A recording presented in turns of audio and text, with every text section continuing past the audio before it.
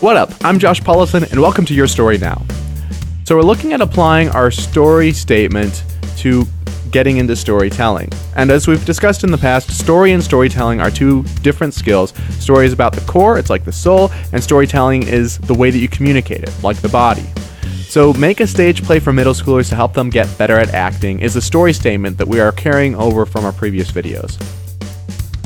Now you'll have situations where you are bound to a medium and you'll have opportunities where you can choose your medium. For example, when I was writing skits for a local theater school, we were doing skits and stage plays, and I couldn't change that, and that's okay. It's important to know what your limitations are in any situation, or if you don't in fact have those limitations. So we know it's a stage play. This is where we could get into story forms, and we could say, okay, so what medium is a stage play? A better question, though, is what media will the stage play be in this context? What do I mean by that? Well, let's just look at Sight, and I'll link to the videos on story forms in the description. So for Sight, with plays, you could have ornate sets. You could have these beautiful backdrops. You could have fantastic costumes. But depending on the middle schoolers, depending on the school, depending on the setting, it might be that you don't have that opportunity. It could be very limited in budget. So while plays have the opportunity for Sight to be represented, it's very possible that instead of being represented, Sight will have to fall under described, which isn't bad, but it's different. And so if you are trying to get across things that are hard to explain without a lot of visual precision, and the kids don't have much of a budget, you might be better off, and it might be better for them if you focus on described Sight. How costumes look, how the settings look, so on and so forth. So this is where considering your target market, their resources, can help you figure out how to actually tell your story. So as a result, if you're making a sci-fi story, perhaps rather than having this very complicated set or all of these set pieces required, like special weapons for sci-fi or special gear, maybe you decide that you want to have some test tubes or something. That could be really complicated, especially depending on how much you're looking at. So you might want to go for more described, a story where the backdrop can be more imagined and where you don't need to have as many precise set pieces for the sake of telling the story. Or what about sound?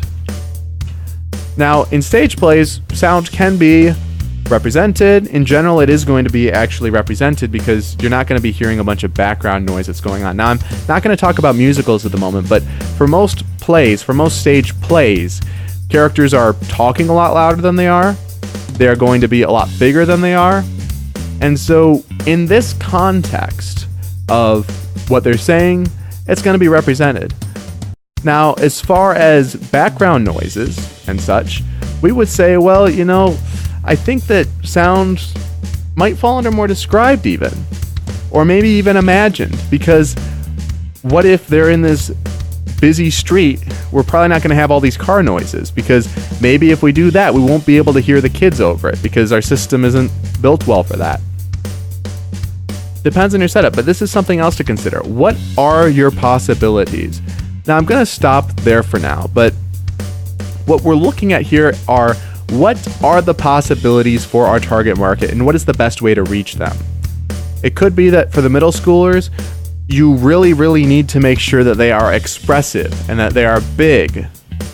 So it could be that, sure, we have Sight described here for the backgrounds, but for the character actions, we could go with very strongly represented. So in general, stage plays, as I mentioned, the backgrounds, and I was talking about that with Sight, the backgrounds would be more described in a lot of them, unless you have a very big budget, in which case the backgrounds could be represented. But the characters are often going to be represented.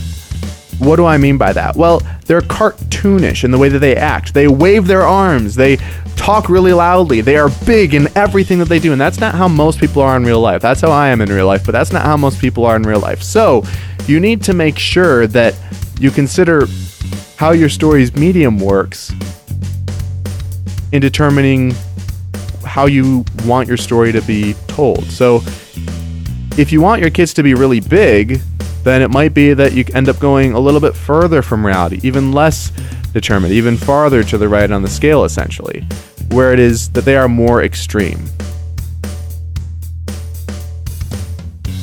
Feel free to post questions in the comments, because I know that there's quite a few rabbit trails that we can go on from that, and even some different debates that we could have about, well, is it represented? Is it described? Is it determined?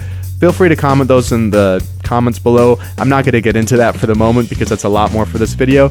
But just from looking at making a stage play, storytelling, we see that there are some pieces here that are essential. So maybe you remember this whole graphic before, where we were saying, well, what do you actually need to know for your story? Okay, well, we need to know here, we need to know the journey from here to here, we need to know the general traversal, we don't need every single piece. But depending on your story and depending on your goals, it might make sense for you to actually tell more. If your goal is for the middle schoolers to get better at acting, maybe rather than simply describing an event where, you know, it's pretty... It kind of just moves along. Maybe you want them to get better with handling some of those elements. So you, rather than jumping forward as you might in other cases, you end up focusing on it. You end up resting on that point. Because maybe there's a large argument, and you don't need to explain it in general, but for these kids, they need to work on their arguing and acting skills. Then that's something that's worth having. Already we have a ton to look at just from this statement, because we can look at sight. Okay, well, described for background, how do we make it simple so that they don't have to have a lot of big set pieces? And do we want to make sure that the characters are really big? And how do we want to set this up so that the kids have the most opportunity to be expressive? What about sound? How do we want them to express verbally? Can we add some different pieces so that they have a large amount of verbal variation? What if we want to focus on an element that we wouldn't normally focus on in the story? Because sure, it might be something that you would often skip over, but for these kids to practice, we are going to zoom in and focus on this. This may not be a lot of text, but there's a lot that's being said here already, and you can keep expanding this out and say, how do we want to set up the storytelling for these middle schoolers so that they can get better at acting? So that's an example of how a story statement can lead you in your storytelling.